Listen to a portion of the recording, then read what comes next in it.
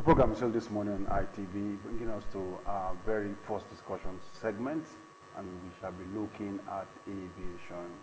And of course, looking at landing below some certain altitude. And of course, the focus is on the Sosoliso aircraft that crashed over 80 years ago.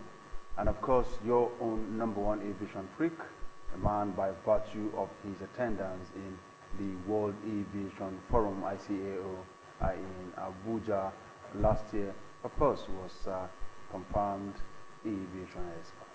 I have with me, after 5 weeks, Mr. Godwin, AK. This time around, we're not going to be doing it via phone. Hi, good morning, Joe. Good morning. Wonderful. How was your weekend? Great. And yours? Oh, wonderful, as always. And my dear viewers, please welcome to the program. In as much as I know that you dwell so much on aviation, I know you somehow can touch a bit of politics because several times you have you spoke on issues that has to do with the interest of the people, and of course I know you are aware of the letter to President Buhari, and of course you're also aware that both of them met at Addis where they exchanged pleasantries. What does that mean? Joe, former President Olusegun Obasanjo just simply expressed his personal opinion as a citizen of Nigeria.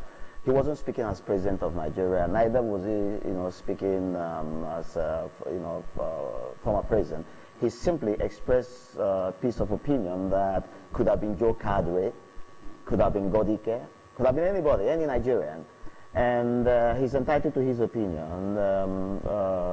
It wasn't supposed to be an offensive comment, and so I admired both of them when they met at, that was in Addis Ababa, Ethiopia, and hugged each other, held hands, smiled at each other, and exchanged pleasantries. That's the way it should be, Joe. So what lesson should followers learn from that? Because the Buhari has followers, the Obasanjo too has followers. What lesson should followers learn? The lesson is simply the bottom line of what we're doing is development of Nigeria and making life, more comfortable for Nigerians, however way, via good governance. And so, if I criticize you or cancel you to go one way or the other that is against your will or that does not really fit into your personal plans, it shouldn't be a reason for both of us to be enemies. As a matter of fact, it's a question of, Joe, I'm canceling that you go this direction. And you say to me, thank you, Gotti. You either say to me, I do not think that direction is what I want to do, or you keep quiet and make a choice of what you want to do. Of course, former President Obasanjo couldn't have been the only one that is been canceling him recently. Even within the villa there, a few people would have been saying to him, oh, go on. Others would say, we think you should go and really take a rest. And there should be all kinds of, so it doesn't call for people being angry with each other. So that was a very good message to Nigerians and those who are politicking to know that this is really a game for development of Nigeria. It's not a game for killing each other. All right? So, now, so back to of course, to this discussion, we're looking at landing below some certain altitude. Yes, landing, or rather, aborting landing below decision altitude.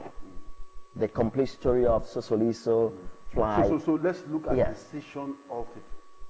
Well, if you remember when I was teaching my viewers instrument landing system ILS, that's where we saw the decision altitude, and it simply means that when an airplane is coming in to land, after you've been given your vector and you have zeroed in on the runway, and then you've taken your slope, because the glide slope will give you the slope that takes you all the way to the threshold to touch down.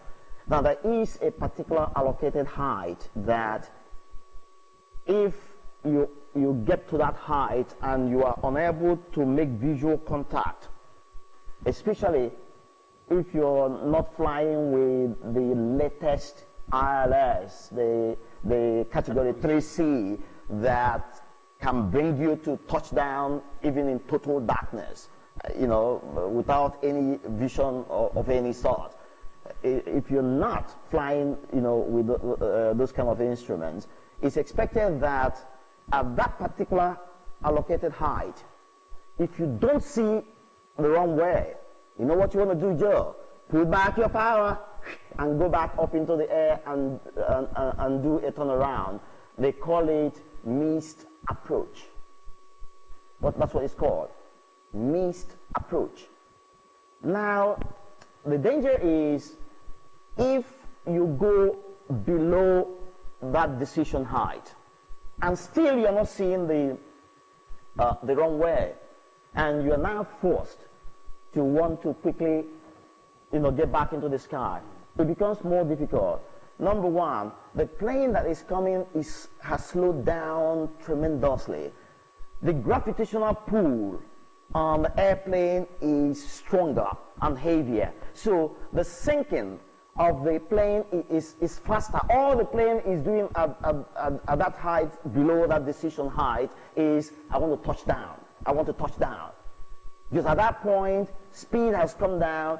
Wing, let's use our, you see, as you're now, coming down, heading nicely, and the pilot is not making visual contact with the runway. Why still within the decision altitude? He pulls his power, pulls on his joystick, and what you find is this, and then banks away, and then go make a turnaround and try again. All right. So if for any reason you now fall beneath, the sinking rate of this airplane becomes higher, and it makes it impossible to get back. By the time you put power and struggle to get back into the air, the likelihood is that the plane will not respond, and you may make contact with some physical objects on the ground because it's busy sinking, going down to the terrain. And that was what happened to the Sosoliso Air, the brand new series we're going to be dealing with. And that's why I titled it Aborting Landing Below the Decision Altitude, the complete story of Sosoliso Flight 1145 Air Crash. So what that means, give and take, is that there are some altitudes that you cannot abort flight. That's correct. Once you fall below that, your decision altitude, every pilot is trained to know that as you are doing final approach and you're looking out for your runway, if you don't find it, don't fall below your decision altitude. You must immediately inform the control tower that you want to execute missed approach. And they quickly authorize you to do that, keep other airplanes off your path, and let you go soar back into the sky, and then go and make a turnaround and try again. If it has to do with weather, problem, in that case, that airport is not for you for that day. You head out to the nearest airport where weatherman has informed you that you have a better weather situation there, and then go. The bottom line all the time is the security of your passengers. Bottom line at all time, anything to keep people safe. That's what aviation is all about. Anything to keep your passengers safe. And so, the reason we are bringing this very sad story of Sosoliso Air and the rest of them that we've been dealing with, we just finished a series on Dana, Now we are doing Sosoliso. Each time I remember that case of the Loyola Jesuit College students that were slaughtered in that flight, it breaks my heart, because remember, my two children, who are today, one medical consultant, the other, the young lady, lawyer and chartered accountant. We were students there at the time. As a matter of fact, on that day, Joe, I was at that airport because my daughter, I'm going to show them to the viewers today to see who they have become today, and then appreciate the pain and the waste that this country suffered. I mean, had I been living in Port Harcourt, for instance, these two children that are awesome today would have been dead, because they would have been on that flight.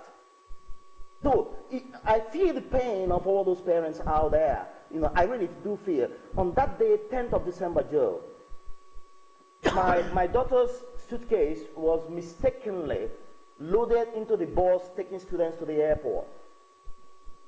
And I was there to pick them up. By the time I arrived, my daughter said, "Oh, Daddy, they loaded my suitcase in the bus, and the boat had just left." I said, "Wow, what's this?" Well, I took on my son's own luggage, loaded in there, and two of them jumped into the car. Rather than head home, we headed straight to the airport. This was 10th of December 2005. On arrival, oh boy, I remember this, my daughter's friend and classmate, a young boy who died in that crash. He ran up to me. "Oh, honest Daddy, good day, sir. How are you?" Hugged me and said, "We don't know what they are saying now. I haven't even gotten a boarding pass." So I said to this young boy, "Would you come home with us?"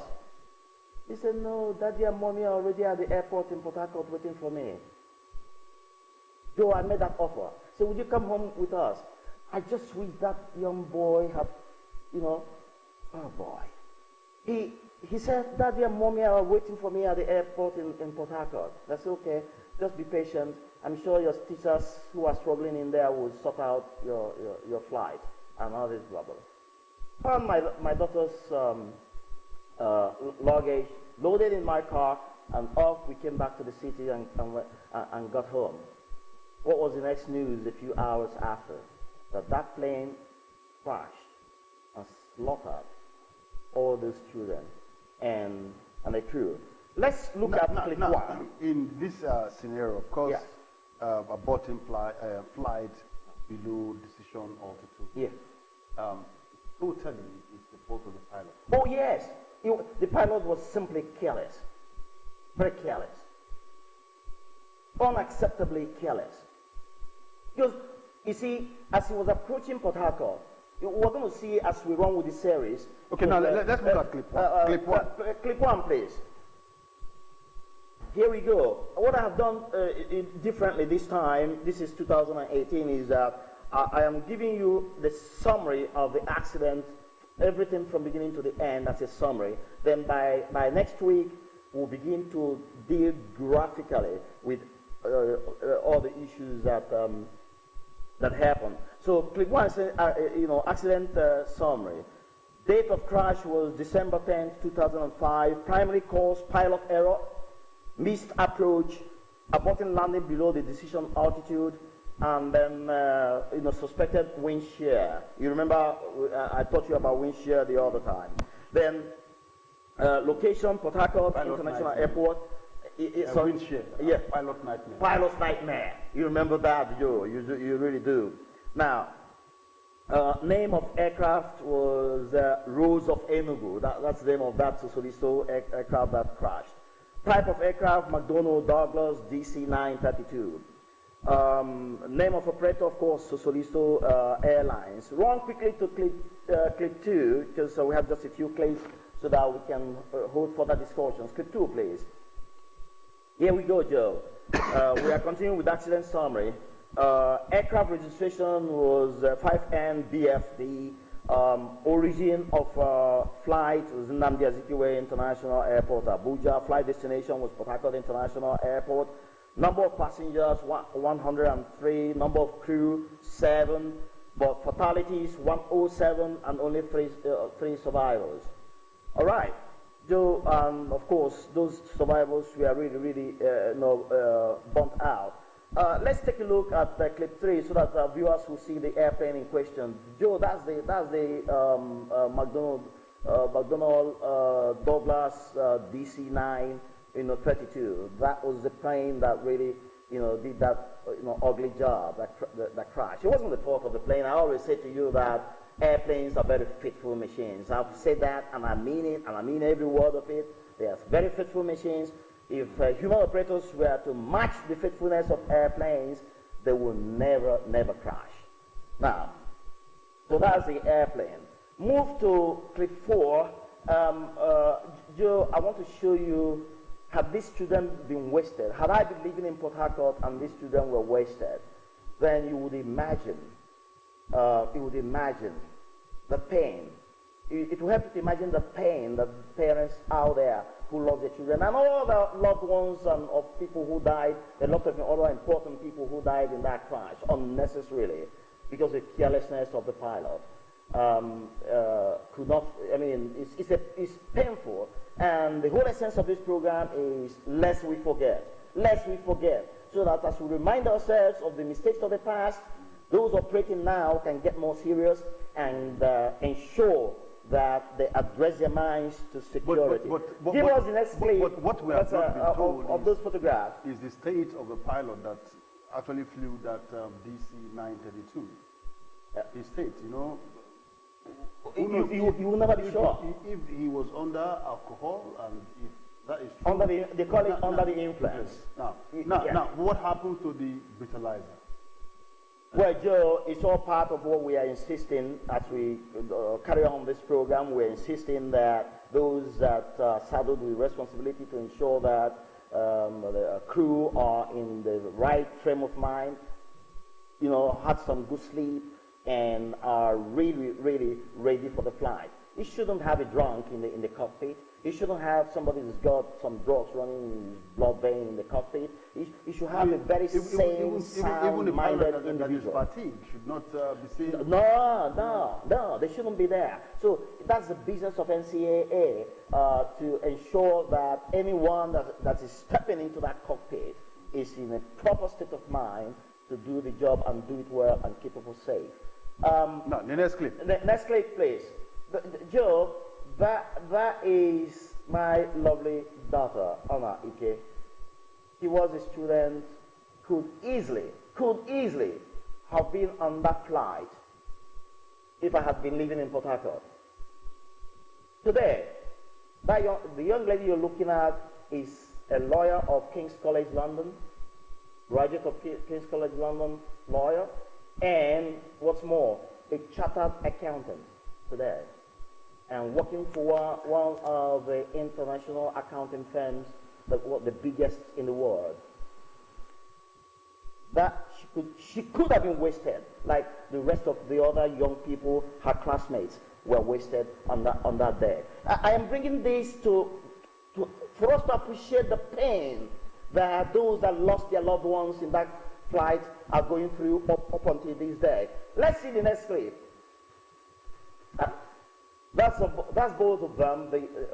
Her elder brother, the medical doctor, when he graduated in medicine with the first class, he made the first class in medicine, while the other one made 2-1 in law. That's two of them during my son's graduation, because the young lady graduated first because her course was a shorter course. The medical course took almost 7 years to deal with. The next clip very quickly. That is the awesome boy.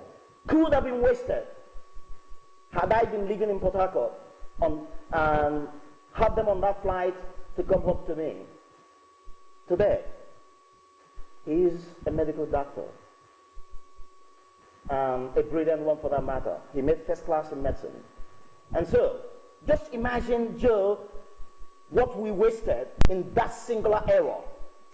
Oh, very good. More pilots, more doctors, more lawyers, more accountants.